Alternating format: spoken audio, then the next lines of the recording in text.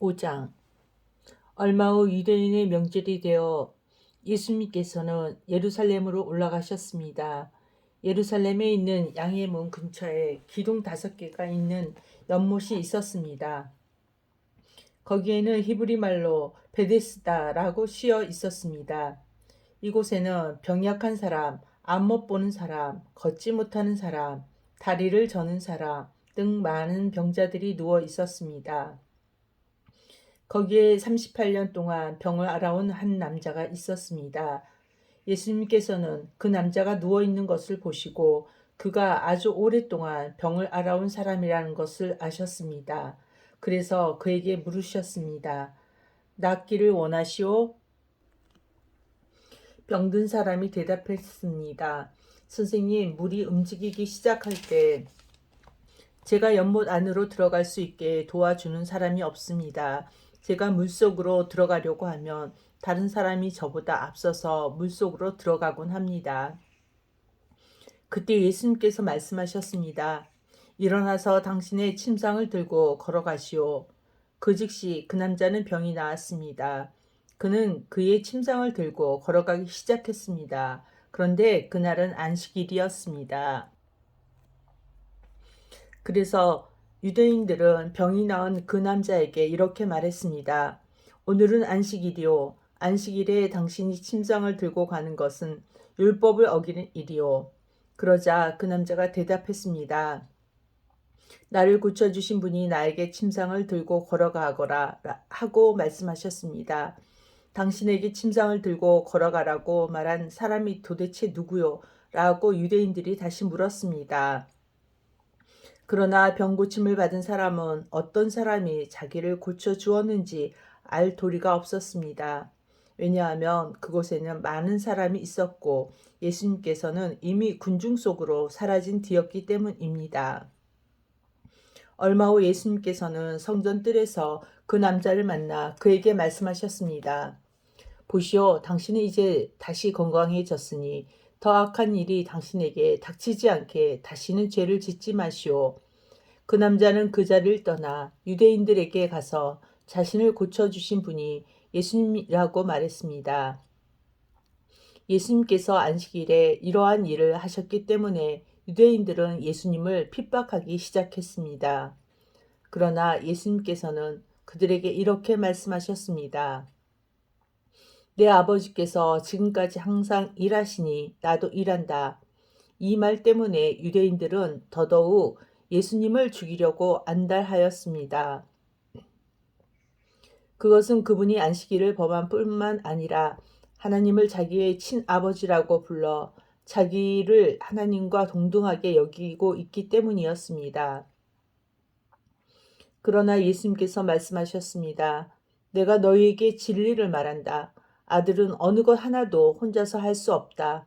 아들은 다만 아버지께서 하시는 일을 보고서야 그것을 할 수 있을 따름이다. 그것은 아버지께서 무엇을 행하시든지 아들도 행하기 때문이다. 아버지께서는 아들을 사랑하셔서 그분이 하시는 모든 일들을 아들에게 보여주신다. 너희에게는 놀랄 만한 일이겠지만 아버지께서는 이보다 더 큰 일들을 아들에게 보여주실 것이다.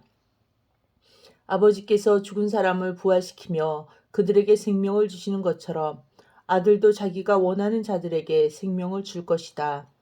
이뿐 아니라 아버지는 아무도 심판하지 않으시고 심판하는 모든 권한을 아들에게 맡기셨다.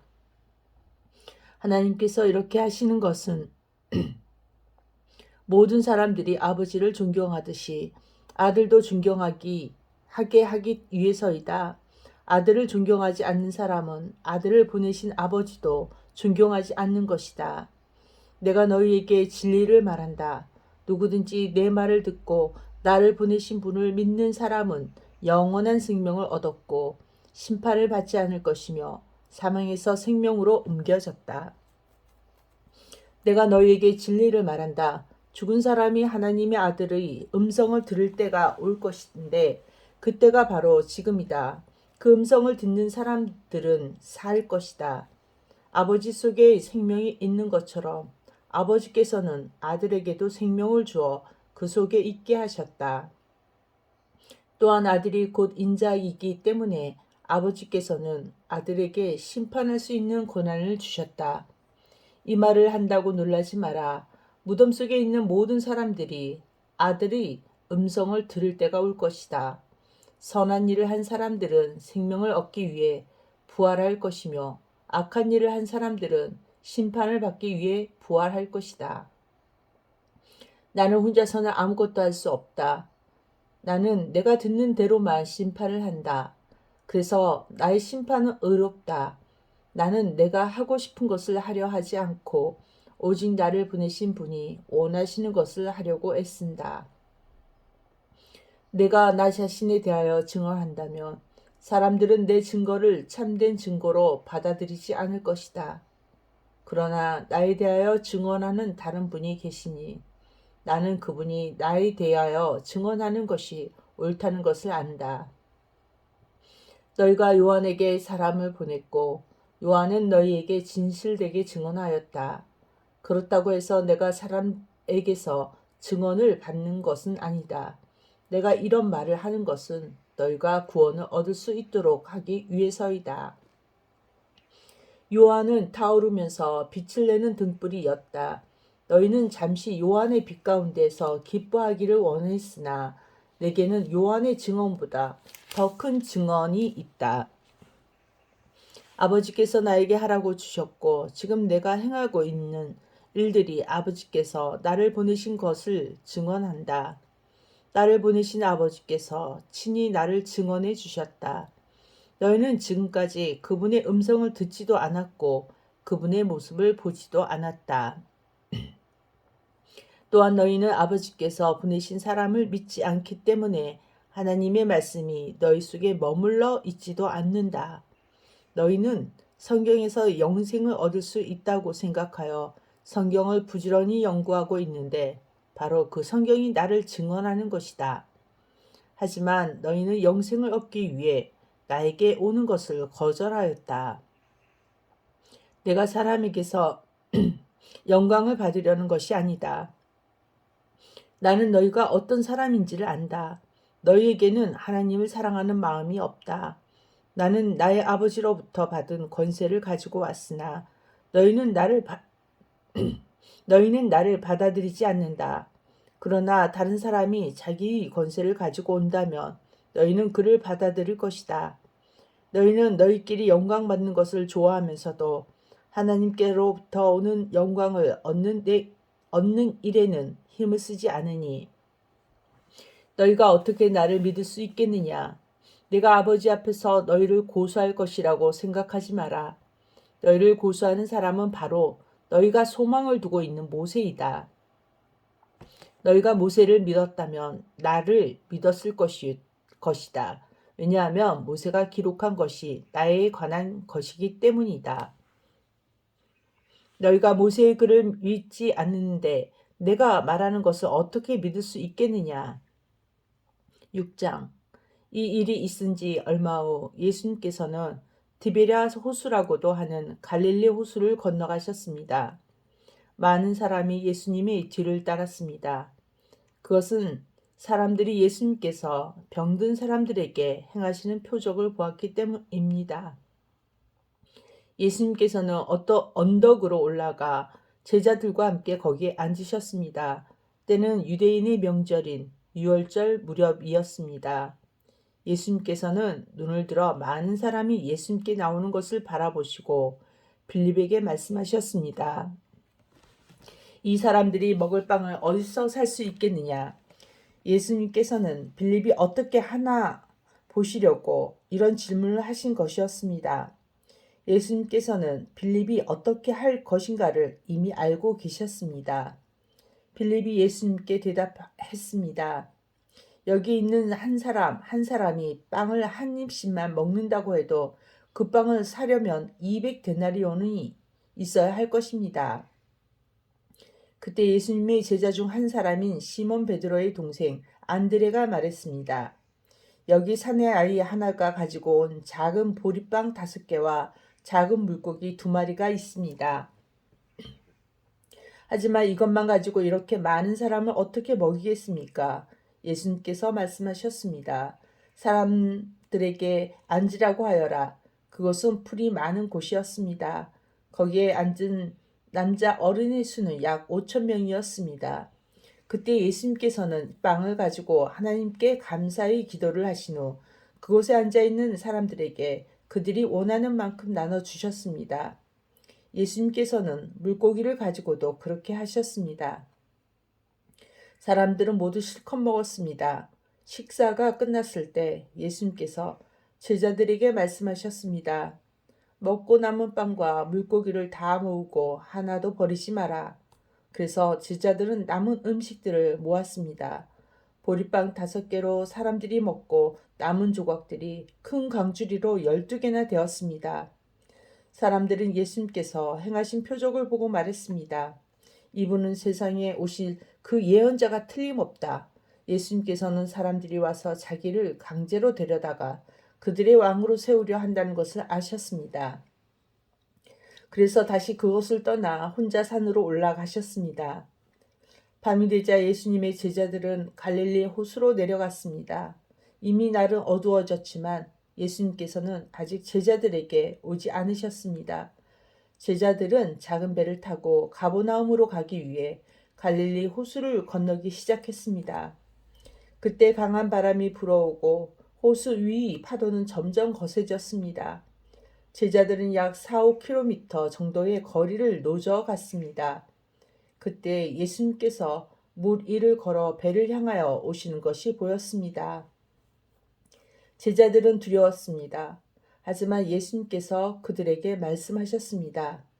나다, 두려워하지 마라. 제자들은 기꺼이 예수님을 배 안으로 모셨습니다. 배는 곧 그들이 가려던 목적지에 도착했습니다. 다음날 호수 반대편에 서 있던 군중은 그곳에 배가 한 척밖에 없다는 것과 예수님께서 제자들과 함께 가시지 않고 제자들만 떠난 것을 알게 되었습니다. 그즈음 배 몇 척이 디베랴에서 왔습니다. 디베랴는 예수님께서 하나님께 감사 기도를 드린 후 사람들이 빵을 먹었던 장소에서 가까운 곳에 있는 마을입니다. 사람들은 예수님과 그분의 제자들이 그곳에 없다는 것을 알고는 배를 타고 예수님을 찾으러 가버나움으로 갔습니다. 사람들은 호수 건너편에서 예수님을 만났습니다. 그들은 예수님께 물었습니다. 선생님, 언제 여기에 도착하셨습니까? 예수님께서 그 사람들에게 대답하셨습니다. 내가 너희에게 진리를 말한다. 너희가 나를 찾는 것은 내가 행한 표적을 보았기 때문이 아니라 빵을 배불리 먹었기 때문이다. 썩어 없어지는 음식을 위해 일하지 말고 영원히 있어서 영생을 주는 음식을 위해 일하여라.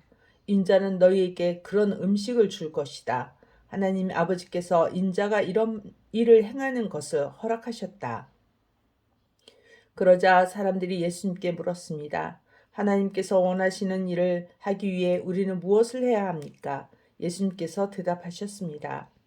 하나님의 일이란 바로 하나님께서 보내신 사람을 믿는 것이다. 다시 사람들이 물었습니다. 당신은 어떤 표적을 행하여 우리가 보고 당신을 믿게 하시겠습니까? 성경에 하나님께서는 그들에게 먹을 빵을 하늘에서 내려주셨다라고 기록되어 있듯이 우리 조상들은 광야에서 만나를 먹었습니다. 예수님께서 그들에게 말씀하셨습니다. 내가 너희에게 진리를 말한다. 너희에게 하늘로부터 내린 빵을 준 사람은 모세가 아니다. 나의 아버지께서 너희에게 하늘로부터 참된 빵을 주신 것이다. 하나님의 빵은 하늘로부터 내려와서 세상에 생명을 주는 것이다. 사람들이 예수님께 말했습니다. 선생님, 이 빵을 우리에게 항상 주십시오. 그때 예수님께서 그들에게 선언하셨습니다. 나는 생명의 빵이다. 내게 오는 사람을 결단코 굶주리지 않을 것이며 나를 믿는 사람은 결코 목마르지 않을 것이다. 그러나 전에도 내가 너희에게 말했던 것처럼 너희는 나를 보고도 여전히 나를 믿지 않는다.